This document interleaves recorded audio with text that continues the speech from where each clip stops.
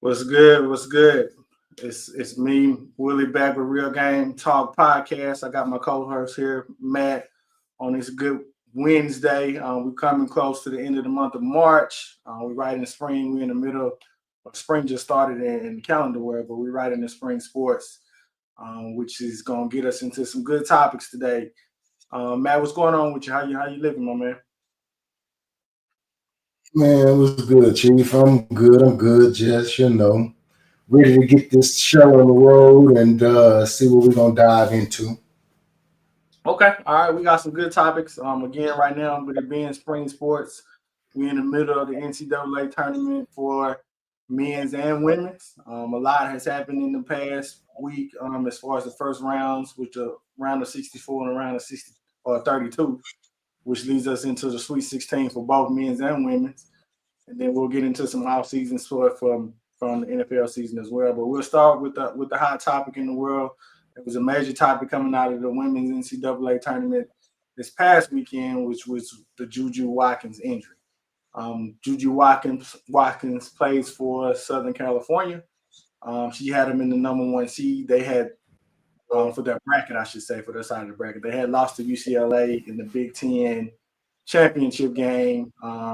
And so they were looking forward to getting that rematch. They would have had to go through UConn, face them in the Elite Eight.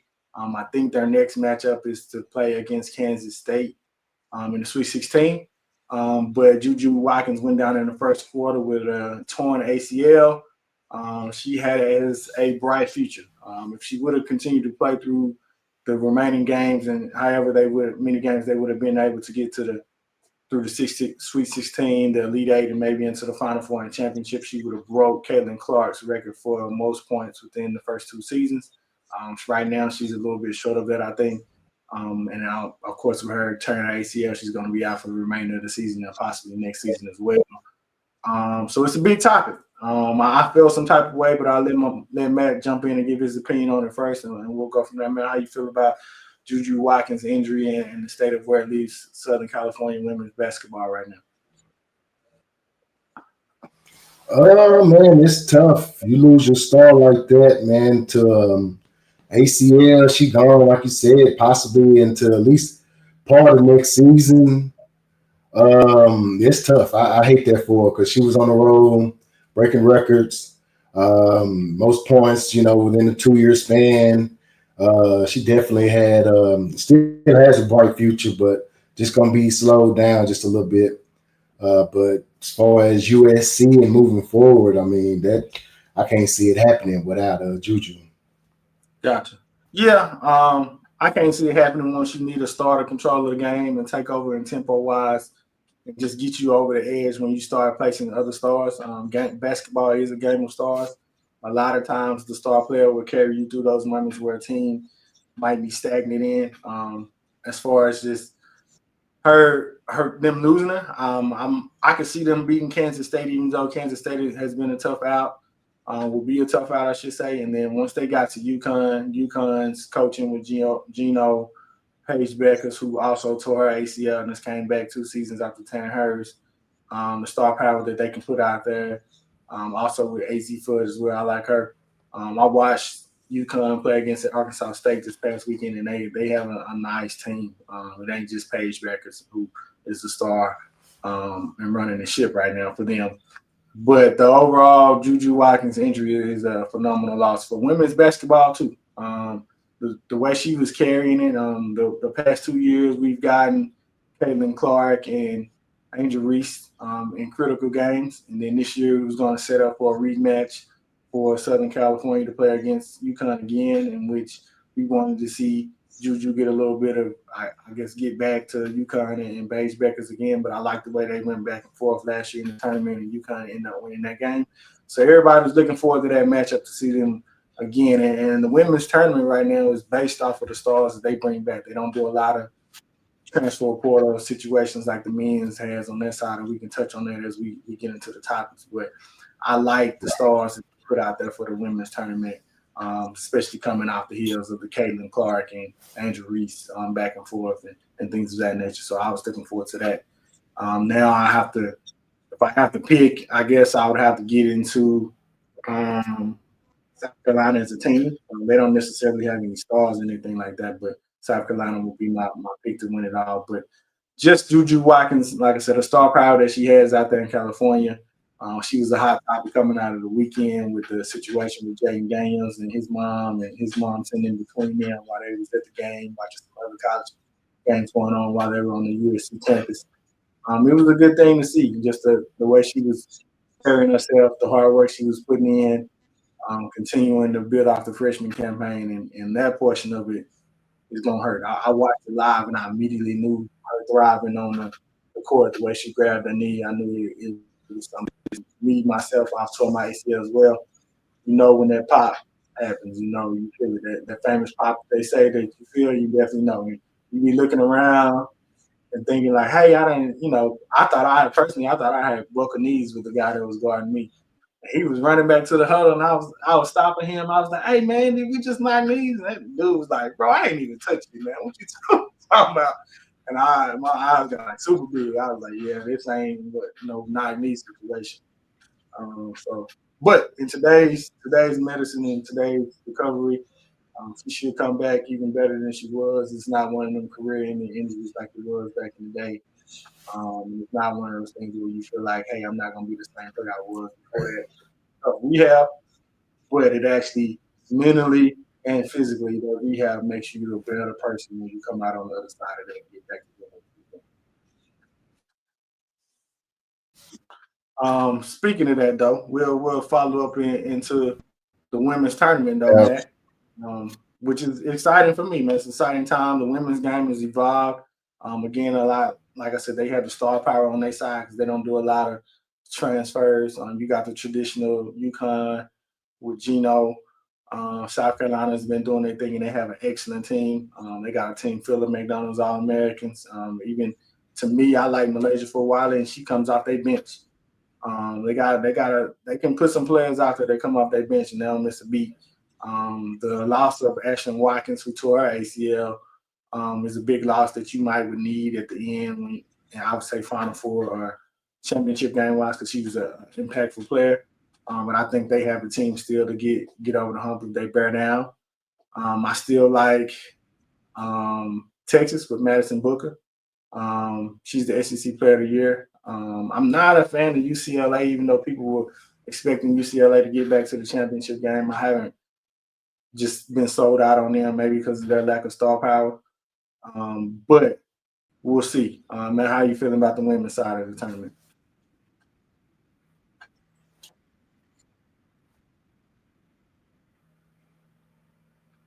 You froze up on me. You still there, my man?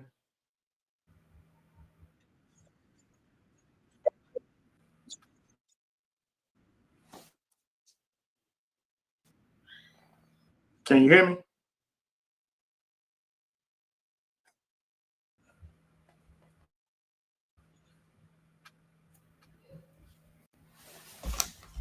Yeah, I'm having some.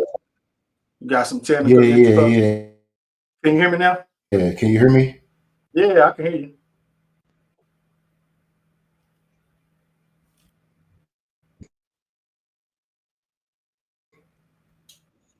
Sure. Right. Can you hear Yeah. me? With that being said, though, we're gonna wait on Matt to get That's back not in. cool. Um, even Matt, I know Matt is a Texas fan, so I'm pretty sure he's still pulling for the Texas women, even though the Texas men end up getting put out in the first four, which led to them firing their coach too. But I'm waiting on him to give his opinion on the women's. You still there? Can you hear me?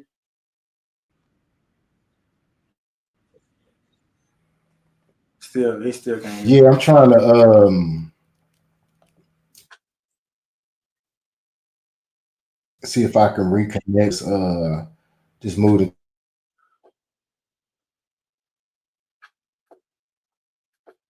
this. Let's see.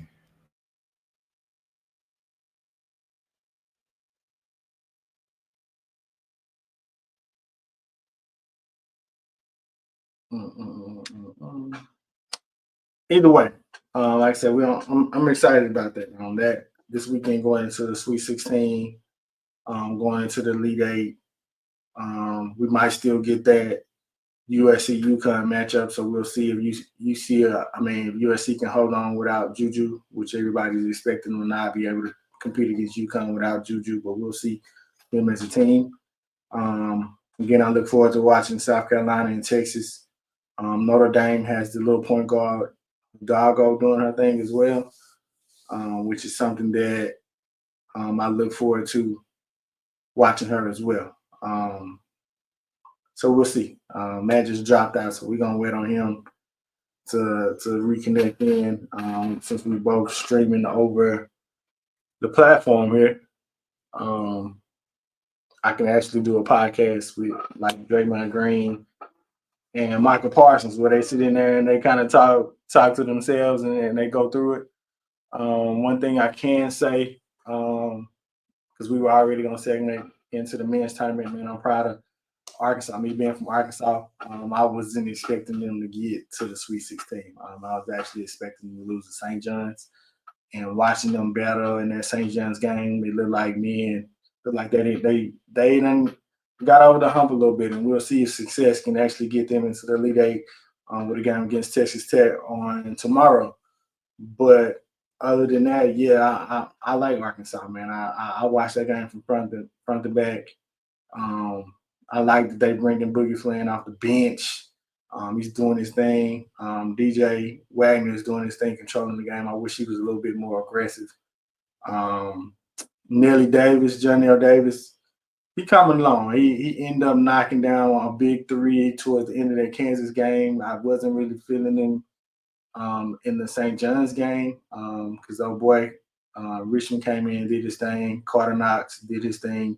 Nelly Davis really wasn't a factor in that game, but I hope he can step it up because we'll need him, especially with the amount of playing time he's been getting lately. So we'll see how he goes from that. I think Duro is coming back. They've announced to play this weekend, so he'll probably come off the bench. We will see what he has to say about them playing Texas Tech. But they starting to peak at a good time. They playing some good team basketball. Their big man is doing some things that I like. I like Trevor Brazile, his athletic ability. He will get you a three here and there as well. And then he knocked down some free throws too. He's hit or miss with the free throws because now that I'm recapping, it was a time where he went to the line and missed both of them. And I want to say that was in the SEC tournament where he went to the line and missed both those free throws and had to might actually cost them that game. So either way, Arkansas is peaking. Duke is still my favorite to win it all. I had a conversation with my uncle last night who he predicts Florida to win, and I can see that Florida is a mature team and they do have a star power with Walter Clayton Jr. But Duke is my personal favorite team besides the Razorbacks, so I keep up with Duke and them having the talent. I think they have all the talent they need to win their championship. And whether they freeze up as freshmen or they have a maturity about them that most freshmen don't have, we'll see exactly how that goes. But I think that they are going to win it all. I like Duke's chances.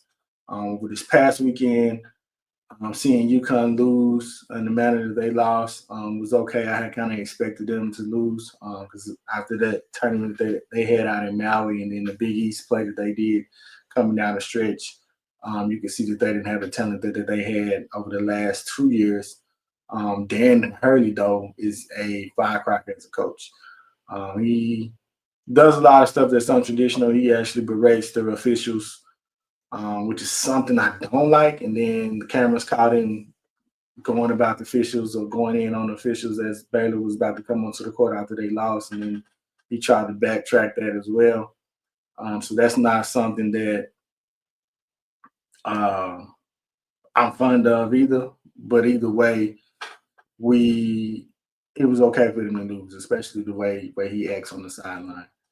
Um, I saw Drake doing their thing, even though they ended up losing to I want to say Texas Tech. I know that they were using some Division two players from the previous year because their coach came from a D2 school.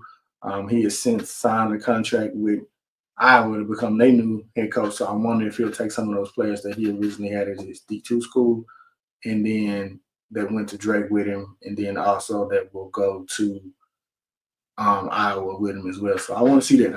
I'm a big fan of D2 basketball. It's a lot of good talent in D2 that just didn't make it to D1s or have gotten some late grooming, I should say, or they blossomed late and then ended up going over to um, transferring into the D1 situations, and then there's some solid players. So I like to see a good D2 player get his shine on that might have not been overlooked during the original recruiting process, and then went from there.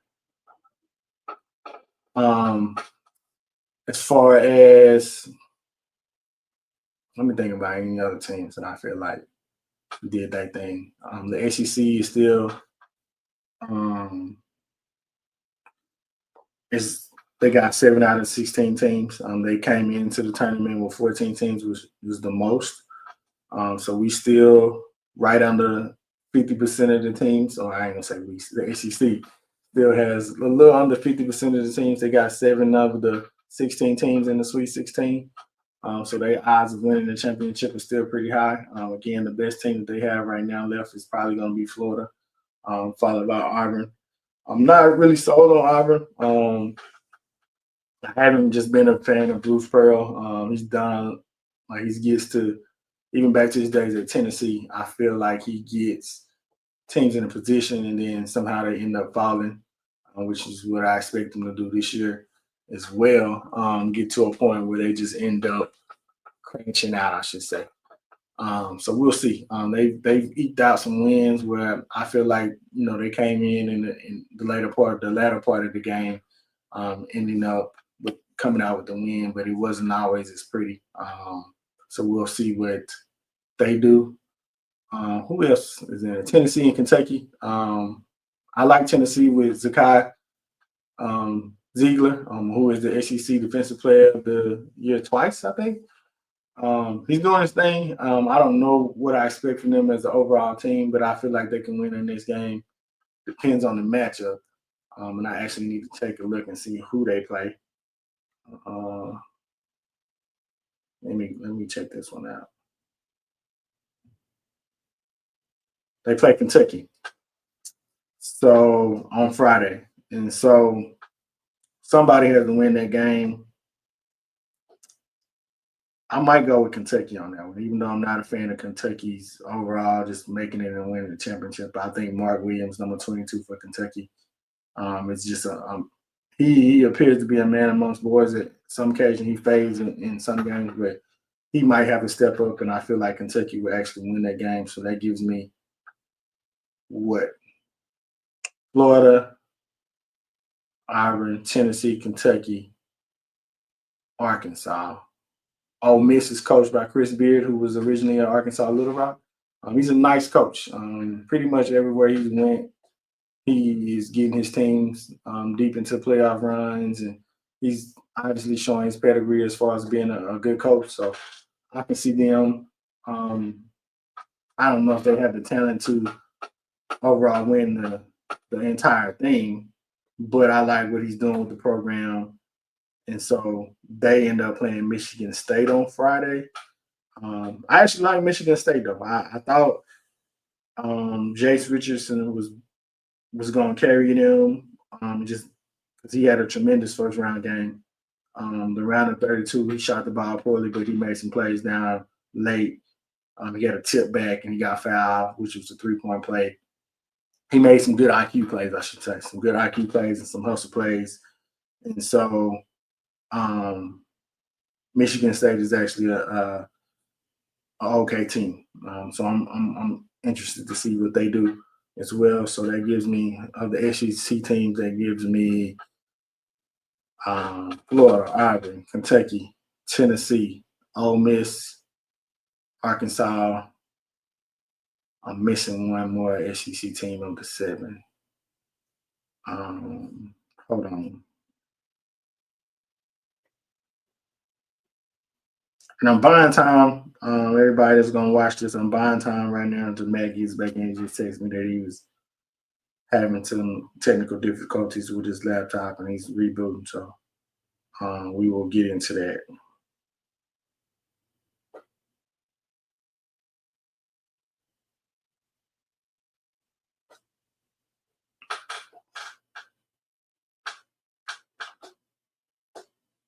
All right.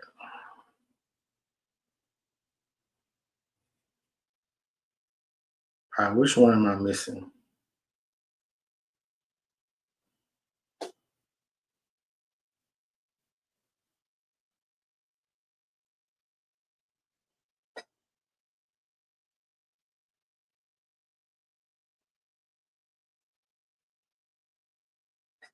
Um, I'm missing one more SEC team. Come on, baby.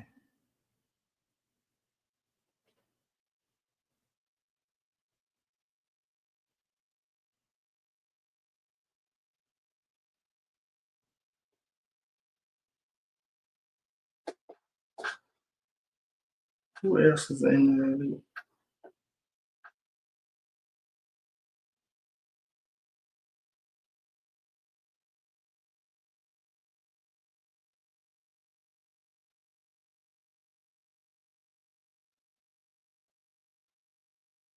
Guy just popped back in. Bro, I've been going the whole time though. I don't already I had moved into the men's and stuff. I'm in here discussing the SEC teams, but I'll back up. You good to go? I'm good, man. Like I can tell the difference. So yeah, we good to go, man. That shit. Yeah, bro. Your whatchamacallit is way more clear. I don't know what you did, but your footage way more clear, man. You in 4K now. I don't know. You was in 1080p last time. You in 4K now, man. It's all good. Yeah, I ain't hadn't cranked my laptop up since I moved, and it definitely needed to be updated. You know, the driver, graphics, and all Okay. that other stuff. But yeah, I know you was on the Juju and the women's tournament. Definitely women's tournament. That recap coming before the men's recap is, it's not by coincidence because that's the hottest tournament. I'm sure you touched on it, but yeah, I mean, and keep it a buck. I ain't been on none of the tournaments like I should have been. I got you. I've been keeping up with some of the women players and what they've been doing during the season, but when the tournament hit, I'm thinking I got time to catch it and shit. Everybody just dropping like flies. So it's kind of hard to keep up with me with everything that I got going at the same time. But yeah, I think that's it's funny that the men, all the transfers and the one and dones and two and dones and really affected that superstar uh, that we used to seeing in on the NCAA side, on the men's side of it. For sure. Basically recapping what I got into was that with Juju being out, um, I can see UConn coming off that side of the bracket, which now people are predicting UConn and UCLA in the championship game. I haven't watched UCLA besides the Big Ten championship in which they played against Juju and them. I know that they actually were a pretty good team. They was actually number one early in the year when they played USC, and USC beat them twice, but they didn't beat them in the championship game. So that led to UCLA being top overall seed. My prediction for the women's is I got South Carolina winning it now based off of just pure talent on their entire team. Like I said, they roll out a starting five. You never know who's going to be that leading scorer. They got several players that are very nice. They don't have a superstar, but they have a superstar team. Like they rolling McDonald's All Americans off the bench for South Carolina. My favorite player is Malaysia for Wiley, which they call her little baby Kyrie because she got a handle. Sometimes she can get get in her own way where she'll get too fancy and turn the ball over, but she has a nice feel for the game, going in, dropping some passes, and then she'll knock down the occasional 3-2. Notre Dame is doing nice with Hidalgo as their point guard. Um, Texas is doing their thing with SEC Player of the Year Madison Booker, who was also the Freshman of the Year 2 years ago. She's a nice player as well. I don't see LSU doing much, even though they still have Flau'jae Johnson and Michaela Williams. Um, I just don't think they have enough for star power. And then, as you can see, when they played South Carolina early in the year, Kim Mulkey was crying about South Carolina having too many McDonald's All Americans, and it ain't like you can't go get McDonald's All Americans too. Yeah, I like that. So that portion kind of rubbed me the wrong way because anytime they lose, she always has her outrageous excuse for why they She lost. was complaining when she had all them girls at Baylor doing their thing. Yeah, same man. She complained last year too when LSU ended up losing. So I noticed the trend about her. So I don't think LSU gonna get there. One of my sleepers that I had wanted to watch from the previous weekend, and they ended up losing their first round, was Iowa State. Iowa State has this girl by the name of Audie Crooks. She's a bigger girl, but she be putting up big numbers, bro. She be putting them like 30, 15. Definitely a post player. I like watching her play just from traditional basketball in the 90s. And to see her get her team back to the NCAA, I was looking forward to it. And I was coming home. I want to say the tournament started on Friday. I was coming home from getting a haircut. Picked up my phone. They said Iowa State upset and I got knocked out in the first round. I was so mad. I was like, I didn't even get to watch her. She already knocked out. So it didn't go like Right. I wanted to. So I was looking forward to that. But this is just piggybacking on what we saying the names for the women because they're gonna Right. jump the transfer portal like the men and that. So I was looking forward to that star power and the teams they were putting back out there again. And so that was a good one. And that led me to segue into the men's, which is an overall and it's not a star power driven tournament. It's more of a school traditional tournament and where you like. So I'm a Duke fan. I'm an Arkansas fan. I was giving Arkansas a salute for handling St. John's in the round of 32 when St. John's was the Big East champions. And everybody thought with Rick Pitino being him and Calipari going ahead and doing it again. And then the way St. John's had been handling teams too, you just thought it was a foregone conclusion for Arkansas to take an L in that game, and big hats off to them for doing their thing. I like the way they got Boogie Flan coming off the bench. I like the one Wagner's son, which is DJ Wagner, who's running the show. They brought in Nelly Davis from his Florida Atlanta days, who had gotten a team with Florida Atlanta 2 years ago in the Final Four. His impact isn't what I thought it would be. They paying him $1 million in the NIL, and I thought he was going to be more than what he is. But he did his thing. He hit it out a key three against Kansas in that first round. He didn't do much in the second round against St. John's, but just having him out there get to the hole, doing his thing with that experience of that Final Four run that he got at his previous school is helping out. They're getting Thorough back, which was they leading the scorer back from injury. He probably come off the bench with big fans. So they starting to hit that peak right at the right time. I think that they can beat Texas Tech in the next round, which would set them up with a game against Florida.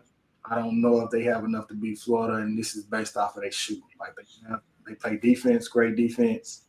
They have athletes. They can control the game.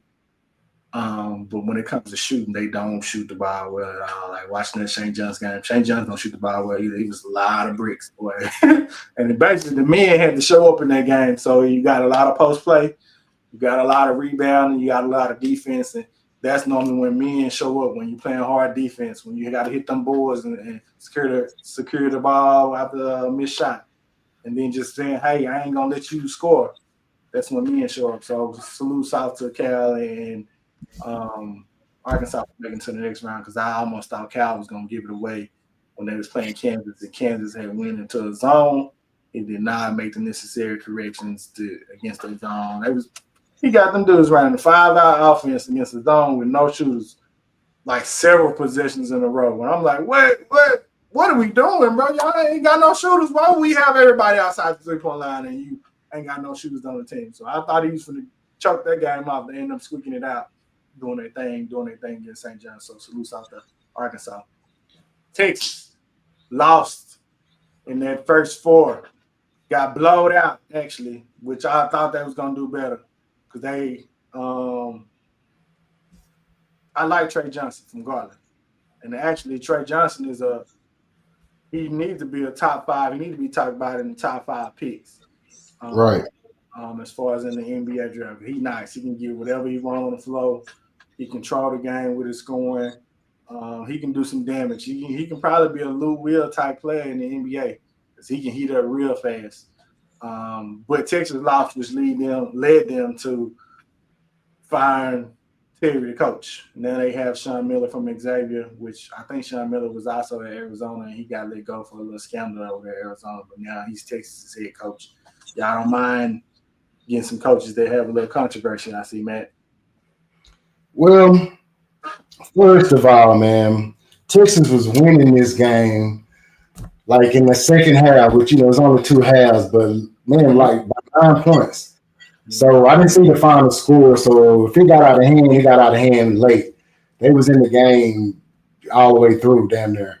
I did see some turnovers towards the midway through, and I seen it kind of getting their way. I wasn't able to watch the whole game, but yeah, Johnson, he gonna be straight. We I got a lied. new coach. He gonna end up being gone anyway. It's another one and done. Yeah, Um, I lied to you. I lied. I want to correct myself so you can have a better take, so you can get in there. They didn't get blowed out like you said. They was winning and they ended up losing the game. They had been winning the entire game and ended up right, losing at the end. It's ironic that y'all was playing Xavier with Sean Miller and then y'all hiring Sean Miller to be y'all right, coach. exactly. And that was a dude. He was a candidate.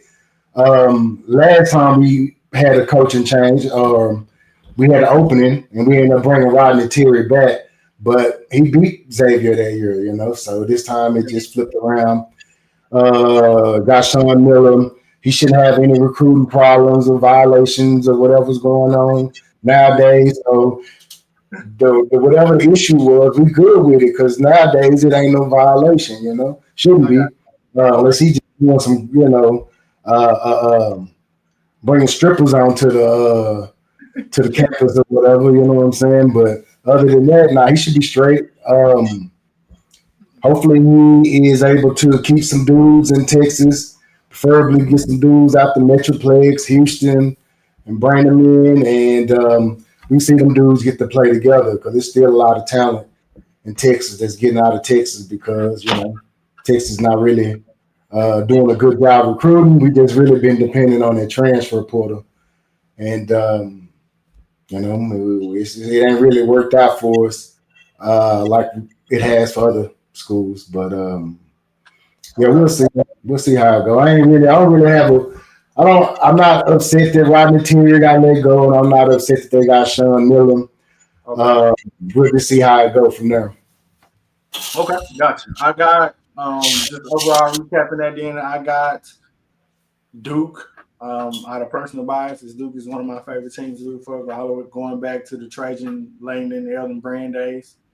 I think that they have the Trajan talent now. days. Whew. I like Trajan Langdon, bro. Yeah, he was a burner, boy. Him and Elton Brand. Straight Yeah. out of Alaska. Say it again. Out of Alaska. Okay. Yeah, yeah. Out of Alaska. He's running somebody's team right now. I want to say he's a GM for the Cavaliers, if I'm not mistaken. I have to go back and look at that, but he's running somebody's team right now. But he was the guy that got me into Duke with him and Elton Brand. Then Jay Williams came through and just blew the doors off for me. And Jay Williams was Williams. he Yeah. solidified me as a Duke fan at that point. Mm. Because I like Jay Williams as a freshman. I liked him his years as the player of the year. He's the reason why I thought Maui was the big term because Jay Williams took over that Maui tournament. I want to say his junior year. He was doing his thing. So he solidified me as being a Duke. So I got Duke right now, just personal bias, but I think they have the talent. I don't know if they have the maturity. They play a lot of freshmen. They got Cooper Flag, of course, Milo Watch, which is the guy from South Sudan who played on South Sudan's Olympic team. Um, Knuppel is on there. Sion James, the transfer from Tulane. And I like Isaiah. I ain't seen him do nothing, but I liked Isaiah coming out of high school. Isaiah Evans coming out of high school. I want to see if he's going to continue to mature and be the player that he's expected to be coming out of high school. But I got them winning it all. I had a debate with my uncle last night. He got Florida winning it all with I can see that because Florida's a more mature team and they have some star power. They got Walter Clayton Jr., who was at Iona, but now is with Florida, who is doing his thing. He's first team All Man, American. Yeah, he nice. He knocked down some threes the other day that was clutch. With man in his face, it wasn't no wide open threes. He was pulling up out the dribble threes and he was knocking them things down. So I look, could see. who we got in this left? Like a casual fan can say, "All right, my favorite team got the worst pick in the draft." I know Cooper Flag. Mm-hmm. You know they got a top 5 pick. Who left that is gonna be is a prospect? Any prospects? Any top prospects left that's playing, or are these just all just good teams? They are just good teams because Rutgers out of the mock draft, you got Cooper Flag. Rutgers got two nice players, and Dylan Harper and Ace Bailey, but they ain't even in it. Trey Johnson is gone. Um, Michigan State has Jace Richardson, which is Jason Richardson's son. He's projected to Okay. go top 10.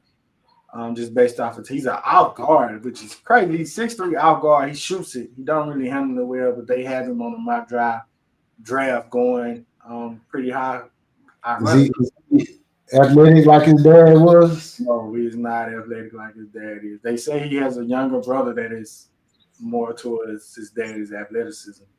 But he just played the game nice. Like he didn't. He had a good first round game when he was knocking down threes. This round of 32, he wasn't knocking down the threes, and actually he ended up making some IQ plays down the stretch where he ended up getting like a and one off a basket that was missed, and he just made some IQ plays that helped him win that game.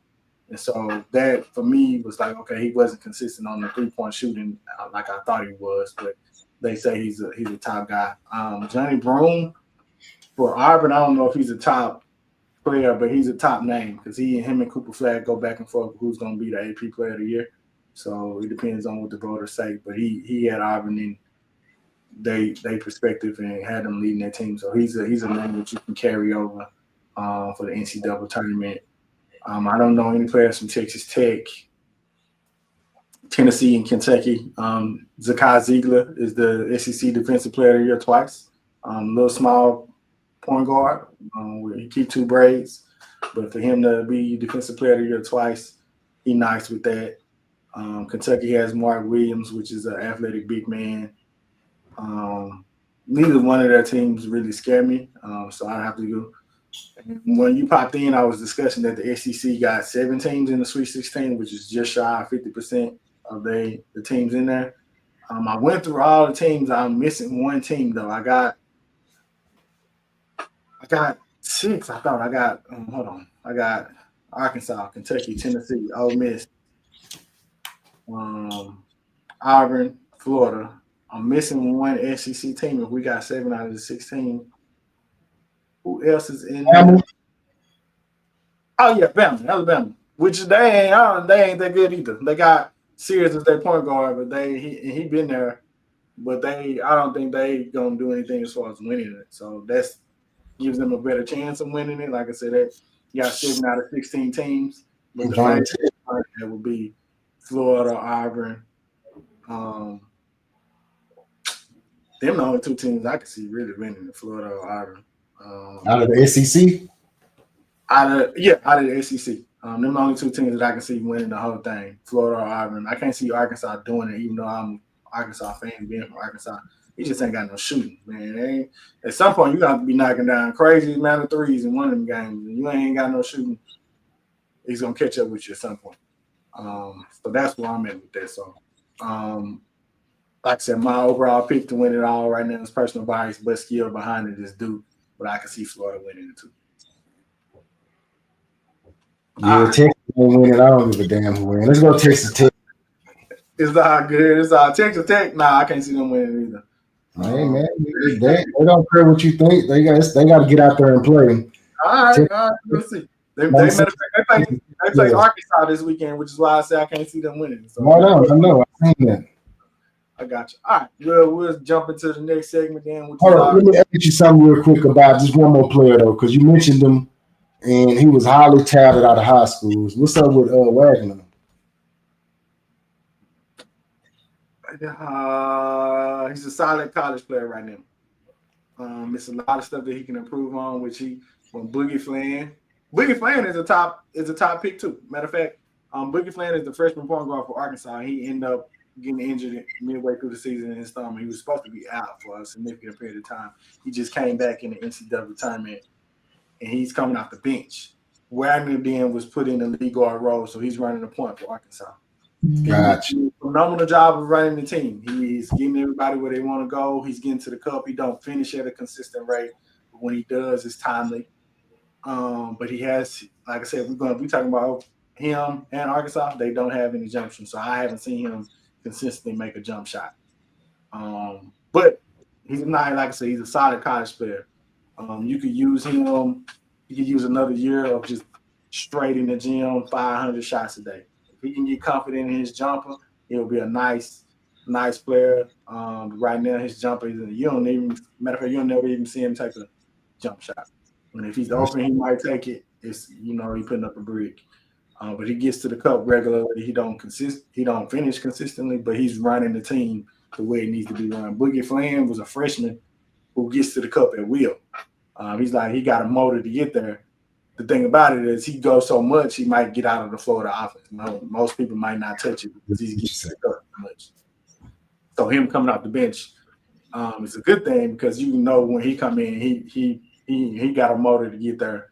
He'll get you some buckets, but he might not. He might do it and disturb the rest of the flow of the offense too, which they have court offense is disturbed already. They do a lot of offense based off of their defense, getting out in transition, one-on-one matchups.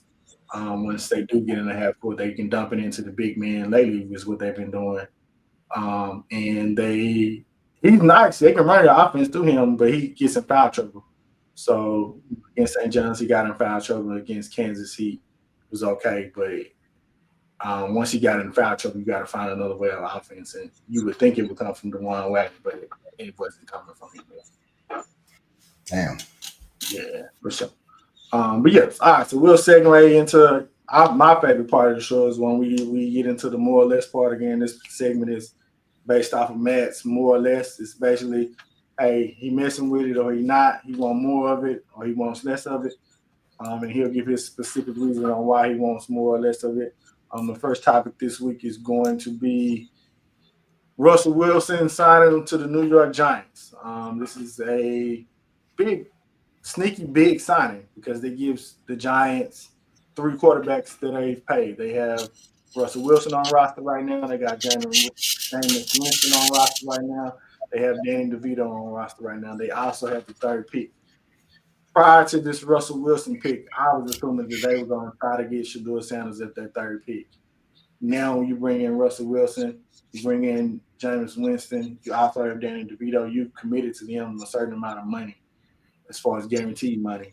I don't think you're going to pick a quarterback at the 3rd. I would be surprised. But hey, I seen Atlanta pick up Michael Penix last year, and nobody thought that. So, but Matt, how do you feel about that? You want more or less Russell Wilson to the Giants? Far as the Giants go, more. I mean, it's good for them getting a little stability and a bridge quarterback for when they do draft Shador with the 3rd pick. Let him sit a year, learn Okay. from Russell Wilson, let Jameis Winston big brother and Okay. pick up from that, But yeah, I think they still gonna draft him. If I was them, I wouldn't. Not because it's Shador, because they got other holes too, and they can pick up a quarterback next year, or who knows, who's gonna be available later on. Yeah, All good quarterbacks not drafted in the first round. for sure. You got to do your homework. But yeah, I get more of that from the Giants part. That's a good pickup for them. Got you. I want. I'm gonna give it a personal. I'm gonna give it a little bit less, mainly because I wanted Shedeur Sanders to go to a decent. I know the top picks or the top teams in those drafts normally are struggling programs or struggling franchises, I should say. So I wanted him to go to out of the ones that are at the top. I feel like he would have the most success there, especially with his star power, being able to handle the New York type media. I feel like he would be cool. I saw Eli Manning do it. Why not him? You got when Eli had those family ties to Peyton, his daddy, Shador would have the same ties with his daddy. I thought he was just lined up for him to have. But now with them bringing that in, I don't see why they would want. I'm like you. I don't see why they would want to bring in Shador. They got a lot of needs they could address, and you pretty much done address serviceable quarterbacks right now. You got Russell Wilson, you got Jameis Winston. You've improved your quarterback room from what it was the year before. So I don't see the need to draft Shador Sanders. So I would say less because I wanted Shador to go there. Out of all the teams at the top of the draft, I feel like that was the best spot. I don't like Tennessee. I don't like Cleveland. Jacksonville already has a quarterback. I don't know where he fits in right now at that point. I mean, in my opinion, Giants ain't the best spot, Right. especially your rookie year. You know, now if they got this man on a 1 year contract, Russell Wilson 1 year, it lines up good for them wanting to sit him. I think if they did it, best to sit him this year. Don't send him out there. And you got Philadelphia, you got the Commanders, and of course them Cowboys. The pass rush, you know, it's gonna be let them learn the NFL, let them learn your system, sit in and learn from some vets, then you'll be good. But if you're gonna play on this rookie year, the Giants ain't coming to the NFC East this year. I don't think it'll be good for them. Maybe sit and learn to be better. They pick up a couple more linemen or whatever, skill Okay. position can kind Okay. of help. I'll give you a quick fact on this too. The Giants in their 100-year history have never had a black quarterback start on opening week for them. And then also, this is the first time an NFL division has four black quarterbacks that they project to start. So now with the NFC East, you got Dak, you got Russell Wilson or Jameis Winston or Shador if they draft him. You got Jaden Daniels in with the Commanders, and then you got Jalen Hurts with the Eagles, which is the first time for a division to have four black quarterbacks. So we're making progress as a race in the NFL. So I'm proud to see that as well. So hmm, it, it, it Yeah, if gives they ain't did it yet. Trump is Russell up for it. and James Winston, but so yeah, I guess we will see it some type of way. You're right. I got My mind's still stuck on them getting Shador, but yeah. you. Okay. We'll more or less and stay with football topic right now, which is a hot topic that me and you talked about off camera, which is Asante Samuel has been calling out Deion Sanders and had a Twitter back and forth with him, and then he also went at Shannon Sharp for being biased towards Deion Sanders. Matt, do you want more or less Asante Samuel saying that he is a better cornerback than Deion Sanders? If so, give me some reasons why you pick more or less. Um, the way you worded it, do I want them? I want more. I'm gonna say, yeah, I want more of that. Not that I agree with that. Don't Okay. get it twisted. Dion is the best cornerback all time to me, but I agree with his point in making like, okay, once somebody achieves the greatest, why can't somebody knock him off that pedestal? You know what I'm saying? Okay. Too many different sports and too many different athletes are known as the greatest, and nobody is even. If you mention somebody else as the greatest, then you get a lot of backlash from that. Um, yeah, like you can't. Nobody can touch their title. Okay. So now I'm with him with having that opinion, him feeling confident in himself as far as what he was as a player, if he really feels that way, but he got some good points, but he was leaving out a lot that could have been said as far as the interceptions. I mean, Deion wasn't getting picks because wasn't nobody throwing at Deion like that. He was shutting down one half of the field, and that's just what that was against most receivers. So yeah, you definitely had more opportunity, and then again, you were in a league that passed a lot more. So opportunity was there for you to do that. Don't make you a better player than Prime, though. Not at all. I got you. I disagree with you on the more or less. I want less of Asante Samuel saying he's better than Deion Sanders. I want less of Asante Samuel, period. Damn. Um, and not saying not discrediting him. He had a very nice career. I like Asante Samuel when he was with the New England Patriots as well as when he was with Philadelphia. Mm-mm. He made some timely picks. As far as him being better than Deion Sanders, I would steal a phrase from Carmelo Anthony and say "fuck out of here" with that. You know Damn. you wouldn't. You're not on Deion Sanders level, man. It's several factors with if you had been if you had to come before Deion Sanders and set the precedent of what a cornerback looked like, I'm pretty sure Deion Sanders, with the type of talent he had, he would have blasted anything you had as far as records, because his talent was just above all the other cornerbacks. And then the way he studied the game and the way the game is evolved, then I feel like he would have evolved with that and been a better player than what he was in the late 80s and 90s too. So you got a chance to sit back, watch Deion's career, and then come back and put his stats on the wall and say, hey, I'm going to pick off more passes than that. I'm going to make sure I set goals for this. And that's the advantage that Asante had. But if you take a look at their game, as you said, man, most people weren't even throwing to Deion Sanders' side. It was the lockdown term came from Deion Sanders. Quarterbacks didn't want to throw in there. They would go in with game plans of putting other people on the other side, and they would strictly throw to their side. So a lot of times he wasn't going to get those numbers because people didn't want to throw to his side. Also, he ain't going to have the numbers that Asante Samuel had because it was back then offenses were heavily weren't run driven. You didn't get them spread offenses. You didn't get that throwing it around the ball yard type of offenses that Asante was playing against, that Deion Sanders was going to have to play against. So nah, I won't list of that. Like I said, I won't list of Asante Samuels. And I think he was just saying this to keep his name relevant and cloud chasing, to be honest with you. So, nah, I'm good on that. Yep, yep. I mean, and they had a few Houston, Atlanta, ran and run and shoot, but that was like everybody else. If you wasn't in the West Coast, I formation. Yeah, for sure. Which leads us to say, like, and we can get into this one. And this is your question. Go ahead and answer your question on what you had based off of this topic. Oh yeah, good. I'm glad you brought that up. So we got Asante Samuel saying he is feel like he was better than Dion. So it made me think, well, who do you have as your top five all time cornerback? Okay. I mean, so you gonna go in order, or you just gonna just name five cornerbacks? I'm gonna name five cornerbacks because after one it gets you getting into personal bias, but everyone probably is gonna across the board is gonna have Deion Sanders number one. Followed by Rod Wilson was a cornerback who transitioned over to safety. I also like Charles Wilson as a cornerback who also transferred over to safety. Um, had Darrell Reeves in there, which is a man. Darrell Reeves did some nice things as a cornerback and being a lockdown type cornerback, and then I followed that up with Champ Bailey, his time in Washington as well as his time with Denver. I would give him top 5, 9 cornerbacks for me. What you Man, got? that's sad what happened to Rod Wilson, man. Barry Sanders got that boy moved to safety. ACL tore. He tore his ACL. How you get shook and this dude on the sideline? I never understand. Like, he ain't got but one way to go.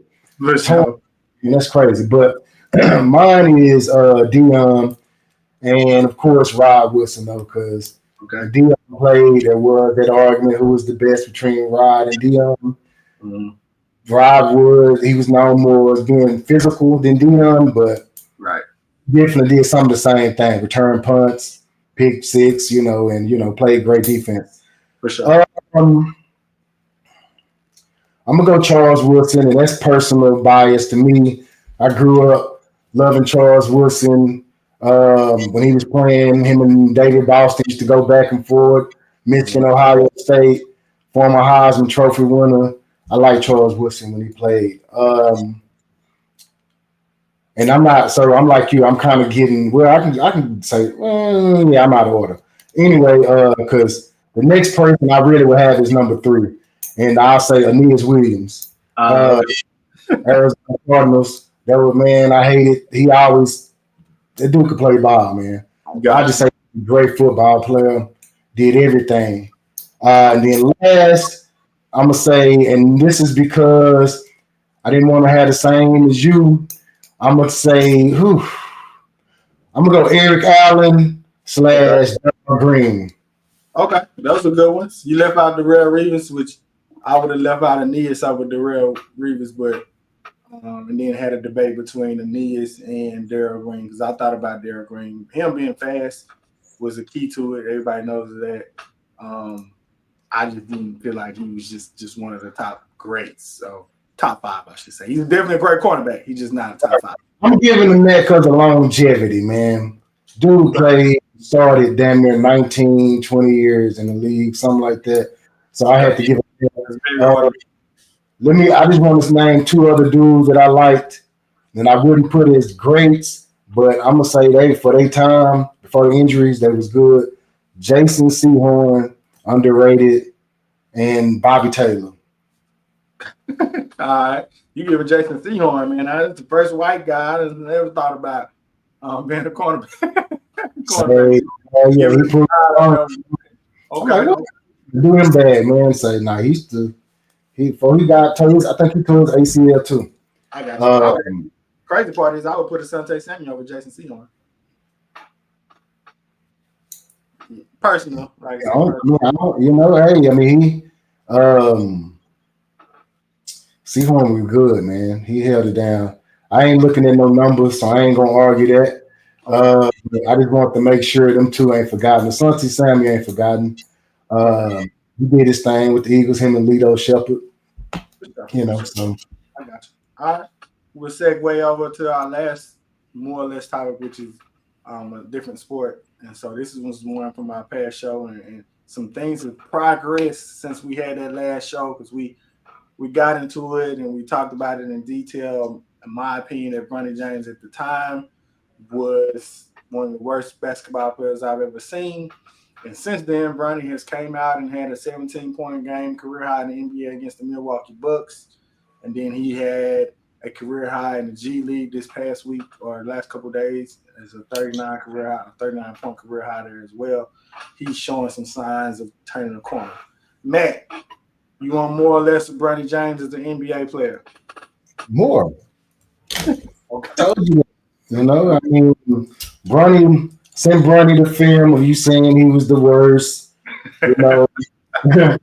He was like, bet. So he replied, he said, hey, man, I ain't no robot. He was talking to you. I don't know if you knew.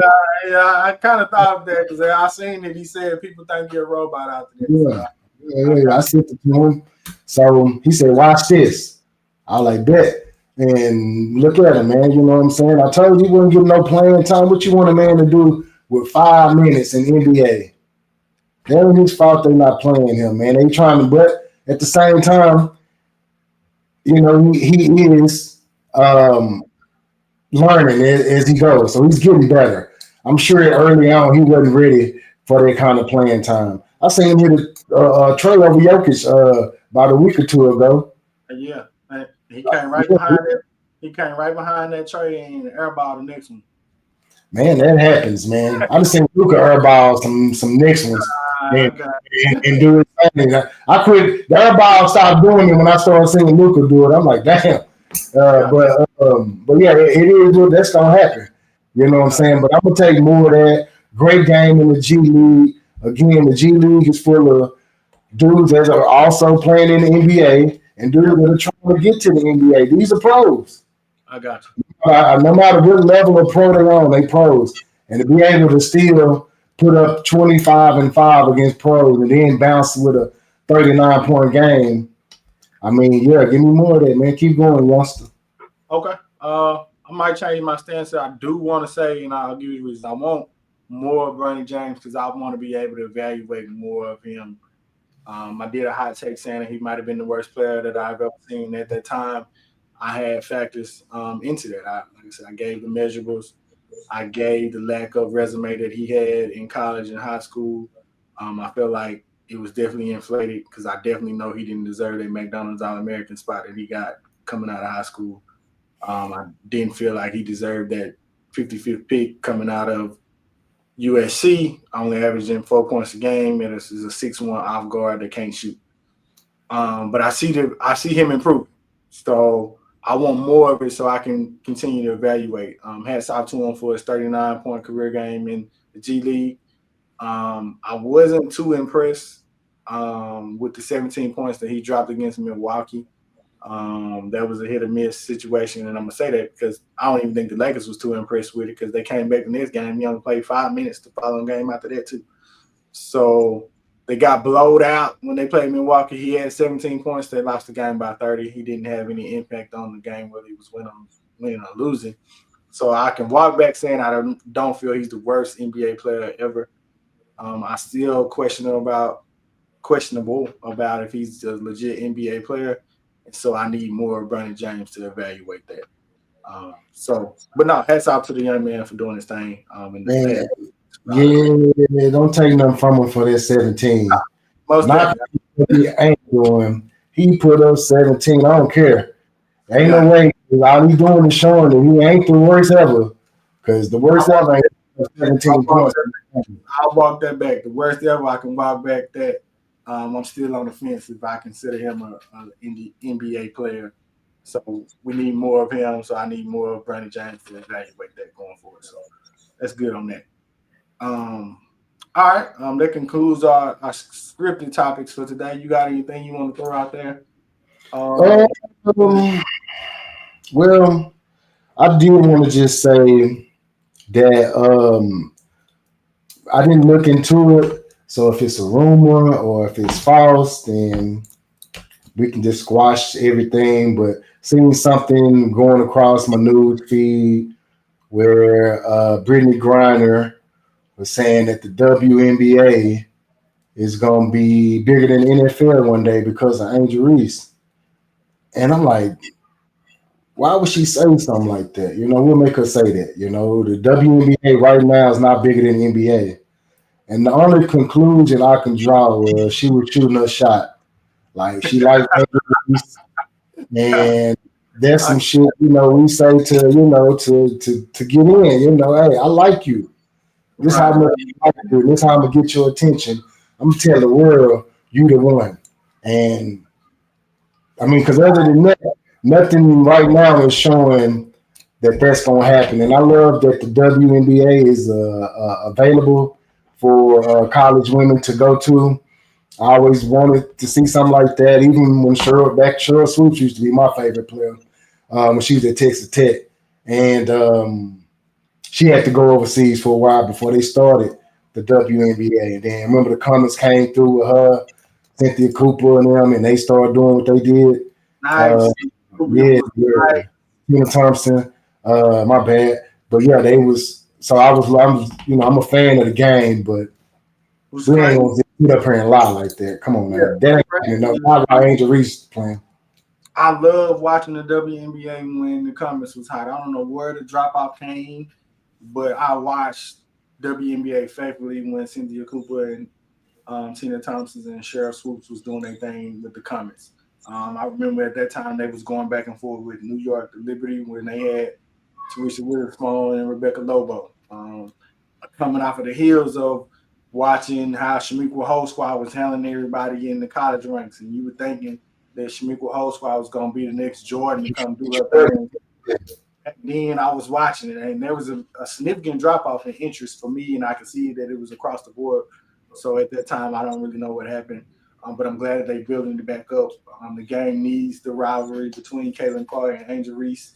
I do agree with you. I don't think it's going to be above the NFL because the NBA ain't even above the NFL, so I don't know where that came from. But I like the increase of watching WNBA games. I seen that they announced this past week that when Caitlin Clark comes and plays the Dallas Wings, they're moving that game over to the AAC. I might need to take my kids to check that out and see how we go from there. So no, I agree with you. I don't think that it's going to be more popular than the NFL, but I can see her saying that hey, the game is going to grow due to injuries, Right. but it's not bigger than the NFL. So it's a hit and miss topic on that. Before I end in my segment, last segment, I gave a shout out to the Arkansas State women's basketball team, and I'll do it again. I watched them play UConn, and they ended up losing that game by numerous points, I should say.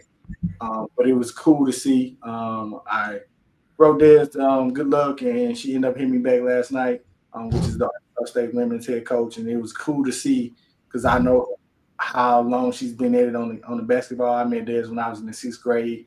She was arguably the best girl I'd have never seen play basketball, even in the sixth grade at that time. That's what's up. And winning 4 championships in high school at 2 different high school divisions, and then seeing her play in college was nice too, and just seeing her family tradition as they keep putting out numerous basketball talents. Her sister plays for her Arkansas State team right now, which they made history as being the first sisters to be coaching player in NCAA history to make it to the tournament. So it was cool to knock out that. And I hope they continue to grow their program. I see she got an extension last week too. So hats off to Dez and the Arkansas State women's basketball. I'm pretty sure she's gonna keep getting them to new first because this was a seasonal first for the program, and so next year hopefully they'll finally get a win in the NCAA tournament, which will be another first, and just her continue to build a program too. So hats off to her. Good shit. Keep going. Yeah. That's an amazing story. For sure. Thank you for putting that out there. Even more elaborating a little bit more For on your sure. hit with your coach. Also, with this, we growing this, man. We want to let y'all know, hey, we got Real Game Talk the podcast on YouTube. We now have it on Spotify, so we're working on getting it on Apple. But we doing some things. We done grew. This is episode 6, man. We done came a long way from episode 1 to episode 6.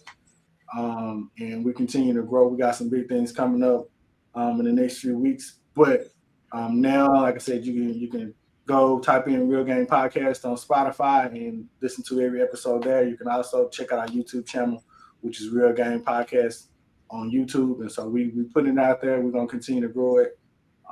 If you're messing with the show, definitely subscribe to the channels. Follow us and like the comments that we make. And even if you disagree with the comments, go ahead and put your comment down there where you disagree, and we might even go do some engagement and some back and forth with y'all on that too. Because I like debating sports. I like that barbershop talk, which is what me and Matt even started this show, because we were having some barbershop discussions that was lasting like 2 hours. So we was like, man, we got to get this on pod now. Hey, I tell you what, you better not disagree with me, especially if you got your backs together, because I'm coming and I'm cutting. So you gotta agree when I'm explaining. But yeah, if you don't, then bring it. I don't run from no smoke. You know what I'm saying? This is what I love to do.